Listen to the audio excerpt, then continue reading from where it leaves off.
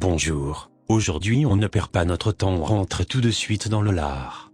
Aujourd'hui nous allons parler de la vidéo « Non, vous n'êtes pas de gauche » publiée par Korbach il y a quelques jours déjà. Contrairement à 95% des vidéos parlant de politique sur YouTube et en particulier celle d'Usul, Korbach essaie d'aller un peu plus loin que la merde habituelle qu'on nous sort sur le clivage gauche-droite, ce qui est déjà pas mal. Cependant, son analyse reste assez incomplète, et c'est pour cela que je vais apporter 2-3 éléments en plus sur le sujet. En effet, je pense que l'analyse de Korbach sur la gauche et la droite comporte 3 grandes erreurs. La première, c'est qu'il considère que ceux qui sont de gauche sont ceux qui se prétendent être de gauche alors que ceux qui sont de droite sont ceux désignés comme étant de droite par ceux qui se prétendent de gauche. La deuxième, c'est qu'il oublie qu'il y a le centre en politique, et qu'il a souvent tendance à assimiler certaines idées du centre à la gauche. Et troisièmement, probablement l'erreur la plus importante mais aussi la plus courante, il analyse le clivage politique général selon un angle beaucoup trop américanisé, analyse qui découle des 2 premières erreurs. Bref, pas de temps à perdre, commençons la vidéo pour voir ce qu'il a à dire. Bon, à chacune de mes vidéos, j'ai au moins une dizaine de commentaires de personnes me disant qu'elles sont de gauche tout en étant d'accord avec mes vidéos. La sémantique étant très importante dans la bataille des idées, il me semblait important de faire une vidéo pour vous expliquer pourquoi ce que vous nommez la vraie gauche n'existe pas et pourquoi certaines personnes devraient arrêter de se considérer comme étant de gauche. Je ne compte plus le nombre de fois où j'ai discuté avec des boomers ou même des jeunes, et j'ai constaté au cours de la discussion que ces personnes étaient manifestement de droite. Elles se plaignaient de l'omniprésence des impôts, de l'assistanat, du laxisme pénal, de la trop grande immigration, de la décadence des mœurs, etc., etc. Pour finalement découvrir que ces mêmes personnes votaient PS, Europe Écologie Les Verts ou Mélenchon, car elles se considéraient de gauche. La sémantique est donc très importante. L'emprise de la matrice gauchiste est totale sur nos sociétés et, aux yeux de tous, la gauche, c'est le bien, c'est le peuple et la défense de l'intérêt global. Ce qui implique que la droite, c'est le mal, la défense d'une petite élite et le fait d'aller à l'encontre de l'intérêt global. Cette stratification est totalement fausse et je vais vous expliquer en quoi. Ce qu'il faut noter, c'est tout d'abord que la stratification gauche-droite est dynamique et évolue avec le temps. Ce qu'il faut ensuite noter, c'est que, sur le temps long, la République suit une sorte de processus révolutionnaire et la limite entre les deux parties bascule de plus en plus vers la gauche. Ce que l'on nomme la droite aujourd'hui, c'est en réalité l'ancienne gauche. Si nous devions résumer ce processus long, c'est une alternance entre les périodes révolutionnaires et les phases de conservatisme. Le conservatisme dans le sens où je l'entends, c'est le fait de conserver les acquis de la révolution, d'entrer dans une phase de stagnation, le temps de faire accepter au peuple les changements qu'on lui a imposés avant d'enclencher une nouvelle phase révolutionnaire, qui repousse à nouveau les limites, et ainsi de suite. Alors déjà premier problème, si être de droite c'est être contre les trop grands impôts, le laxisme de la justice ou l'assistanat, alors dans ce cas même Marx est de droite. C'est quand même con parce que bon l'ensemble des révolutionnaires de 1789, ceux qui étaient donc de gauche, étaient avant tout pour que le tiers-état paie moins d'impôts et que tout le monde soit jugé selon les mêmes traitements, c'est le principe de la fin de l'arbitraire, qui permettait notamment aux nobles, donc aux gens de droite, de s'en sortir au niveau de la justice. Par ailleurs Marx aussi était contre la justice laxiste, il parlait de l'impenprolétariat, c'est-à-dire l'ensemble des brigands et des vagabonds qui foutaient la merde dans la société et qui desservaient la cause ouvrière, puisqu'elle pouvait être utilisée par les bourgeois contre les honnêtes ouvriers. Ensuite, cette opposition gauche égale peuple et droite égale élite est clairement une caricature, à part les antifas je vois pas grand monde qui pense comme ça. Effectivement la droite a pu défendre le peuple comme la gauche a pu défendre les élites selon les périodes, mais c'est clairement pas les tendances majoritaires de ces 2 courants.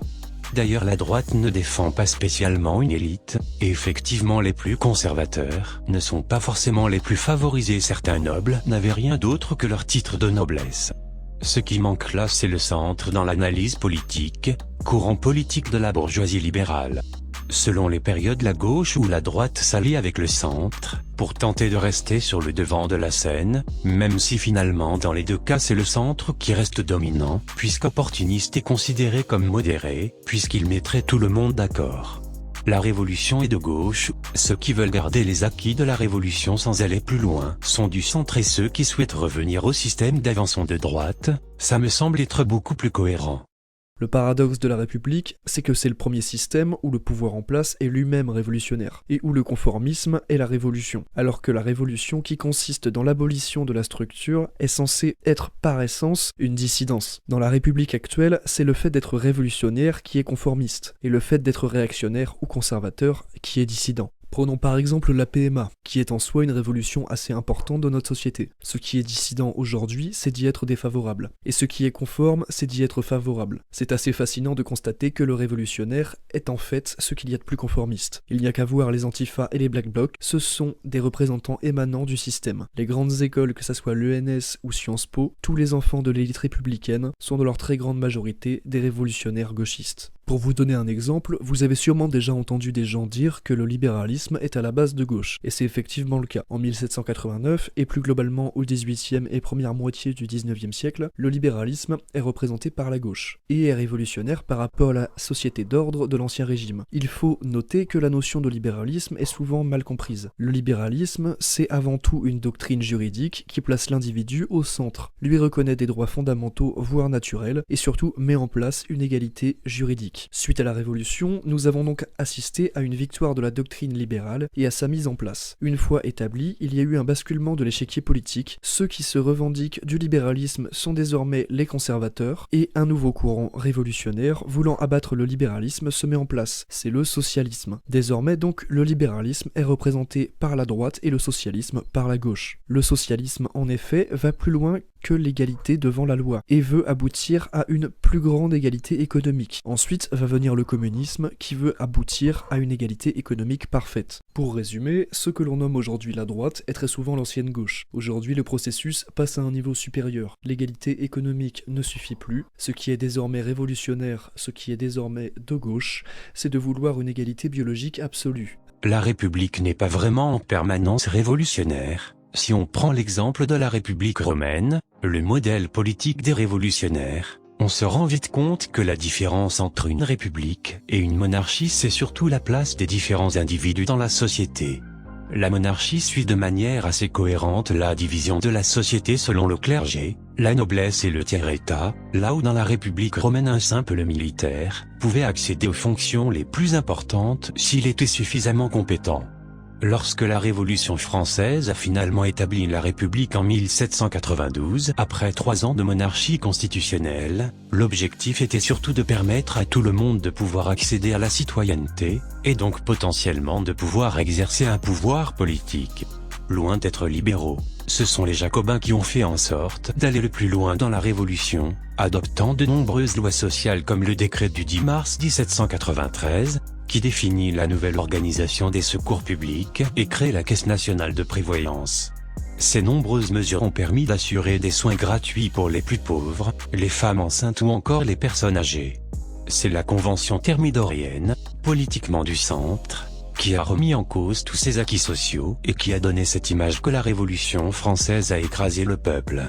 Avant la Convention thermidorienne, la Révolution n'était pas imposée au peuple puisqu'après le 14 juillet 1789 il y a eu une grande révolte paysanne contre la noblesse, révolte appelée la Grande Peur.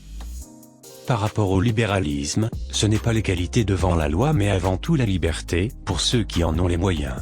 Dans la doctrine libérale, ceux qui n'ont pas les moyens pour survivre, par exemple ceux qui ne sont pas propriétaires, ne devaient pas avoir de droits.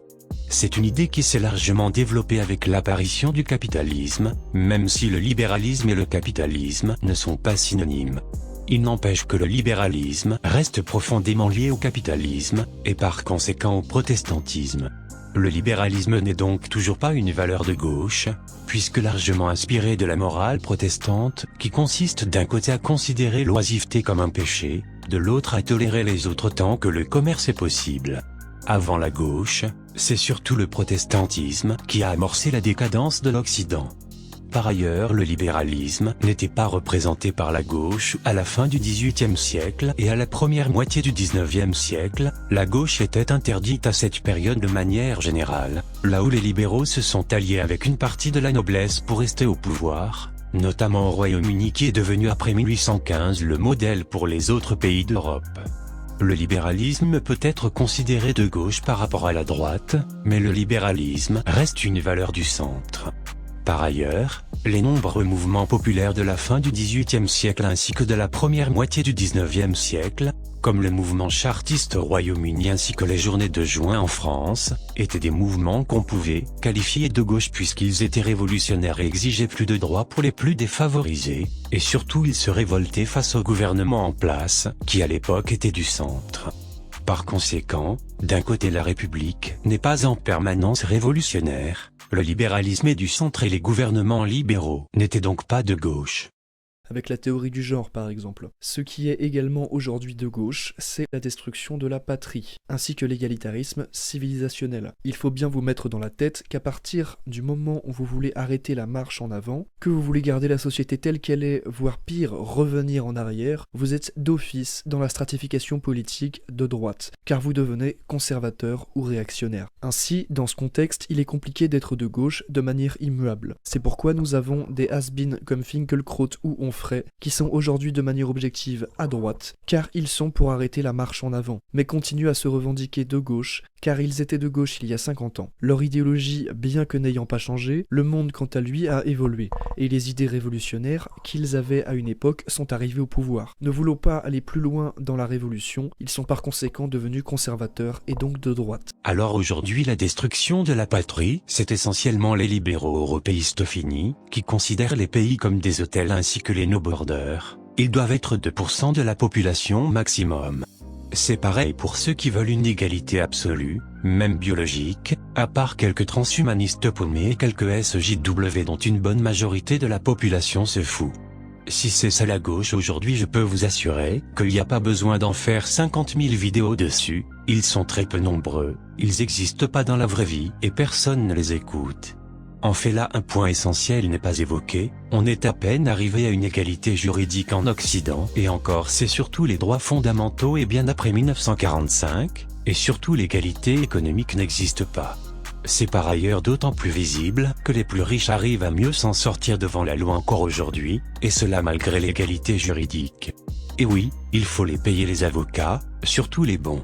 Il est donc tout à fait légitime de se revendiquer de gauche si on soutient l'égalité économique, puisqu'elle n'est pas encore atteinte, ce n'est pas une idée de has-been. Ceci étant posé, on va maintenant passer à l'aspect économique des choses. Les gens croient à tort que la gauche c'est la cause du peuple et la droite la cause des élites. Cette vision des choses est totalement fausse historiquement. La gauche a en effet pu représenter à certains moments de l'histoire la cause du peuple, au niveau économique notamment à travers le socialisme et le communisme. Mais ce qu'il ne faut pas oublier, c'est que la droite a également représenté la défense et l'intérêt du peuple et des travailleurs, notamment durant le 19e siècle où l'industrialisation a réduit l'homme à l'état de marchandise. La droite corporatiste et catholique luttait pour défendre les travailleurs. D'ailleurs, le corporatisme était un système anti-concurrentiel et socialiste, et a été détruit par la gauche à l'époque, à savoir les libéraux. Les choses ne sont donc pas si simples que ça à ce niveau. La droite et la gauche ont toutes deux défendu l'intérêt du patronat comme celui des travailleurs. La question à se poser est de savoir pourquoi dans l'inconscient collectif, la gauche a l'exclusivité de la défense des travailleurs et du peuple. C'est très simple, c'est parce que, historiquement, la droite qu'on pourrait appeler sociale était souvent liée au catholicisme. Or depuis la Révolution, la République n'a cessé de mener une lutte sans merci contre le catholicisme et bien souvent contre l'intérêt du peuple et des plus défavorisés. La République n'a cessé de déposséder le catholicisme et cette droite catholique des œuvres de bienfaisance et des aides qu'elle apportait à la population n'a cessé de prendre des mesures législatives pour la mettre de côté et la marginaliser. L'achèvement de ce processus a été qu'on ne se souvient même plus que dès l'origine, que ce soit à travers le corporatisme ou le catholicisme, la droite a très largement été le parti des défavorisés.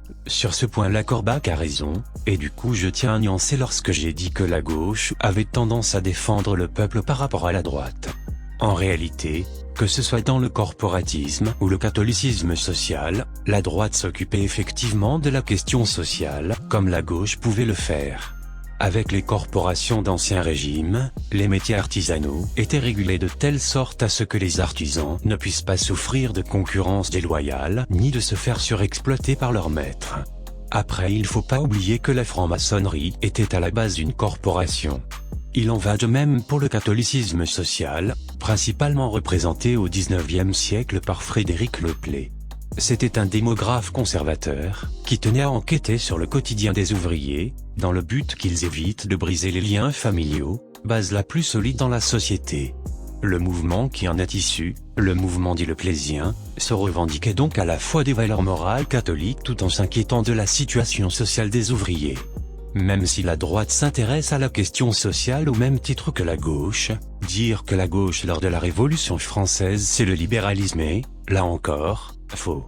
De même que dire que la droite était très largement le parti des défavorisés, ça a autant de sens que de dire que seule la gauche défendait le peuple.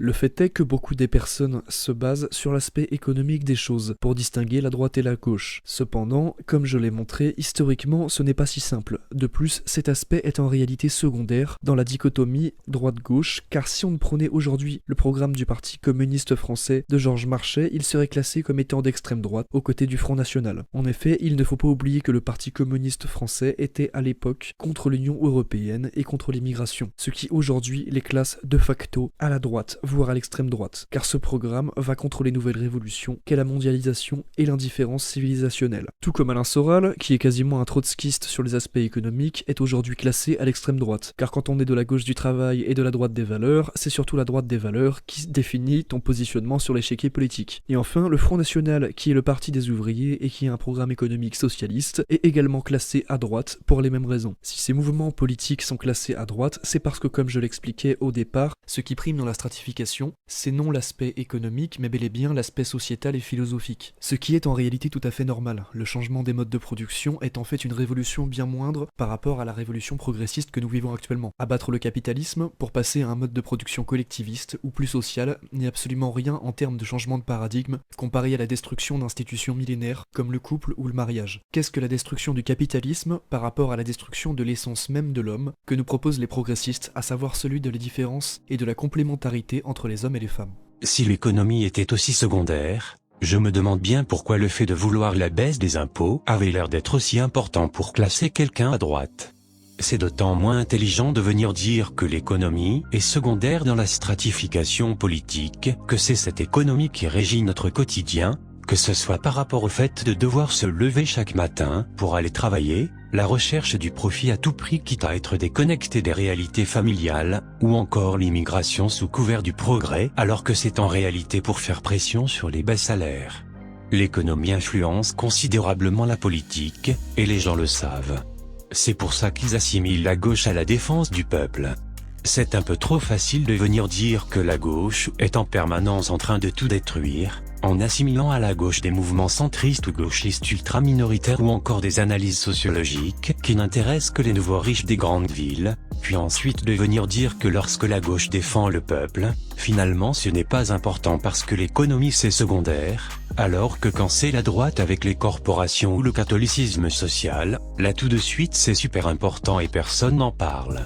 Bon, j'ai défini préalablement la stratification de la gauche-droite comme étant dynamique et variant avec le temps. Mais est-il possible de trouver une définition qui serait plus intemporelle ? Philosophiquement, je pense qu'on pourrait très vulgairement définir la gauche comme l'héritière de Rousseau et la droite l'héritière de Hobbes. La gauche pense que l'homme est bon, elle est utopiste et aboutit toujours à la catastrophe à cause de son utopisme qui est incompatible avec le réel. Tandis que la droite est réaliste, essaie de regarder la réalité en face et essaye de mettre en place un système qui fonctionne à peu près sans être parfait. Mais bon, cette distinction ne tient pas vraiment car on peut être rousseauiste et être à droite sur l'échiquier politique actuellement. La gauche qui défend le peuple et la droite, qui défend les élites c'est pas pertinent.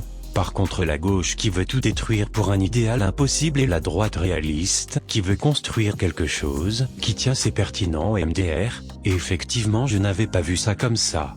C'est sûrement une division absolument objective et intemporelle ça. Bon allez trêve de plaisanterie, je pense que la gauche issue de Rousseau et la droite issue de Hobbes c'est quelque chose de plus pertinent que ce que les gens peuvent penser actuellement de la division gauche-droite. Par contre c'est dommage t'as oublié de préciser que Rousseau était loin d'être un libéral et Hobbes désapprouvait largement la spiritualité chrétienne, ce qui du coup contredit la gauche libérale et la droite spirituelle. Je pense plutôt qu'il faut définitivement ajouter le centre dans la stratification politique. La gauche est héritière de Rousseau, et effectivement idéaliste, mais qui considère avant tout que la société actuelle n'est pas bonne parce que corrompue par l'inégalité, elle ne se contente pas de vouloir la détruire dans sa totalité. Le centre est héritier de Smith, il considère que le plus important est d'éviter toute instabilité politique mais que les individus doivent s'effacer au profit du libéralisme, politique comme économique.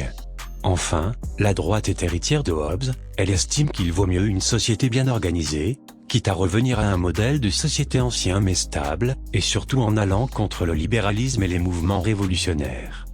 Bref, cette vidéo est finie. L'objectif n'est pas de rabaisser Korbach, ni même de venir dire que sa vidéo c'est de la merde, je tenais simplement à apporter quelques précisions, par rapport à ce qu'il a dit.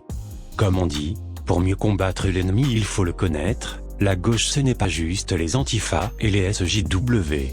Et qu'on ne vienne pas me dire que je suis un gauchiste de base, ou que ce n'est pas le moment de créer des divisions, parce que la vidéo de Korbach serait d'utilité publique. Comme je l'ai dit, si la gauche c'est juste les antifas et les SJW, il n'y aurait pas besoin d'en faire 50 000 vidéos sur le sujet. Il est nécessaire de savoir de quoi on parle quand on fait ce genre de vidéo. Allez, salut!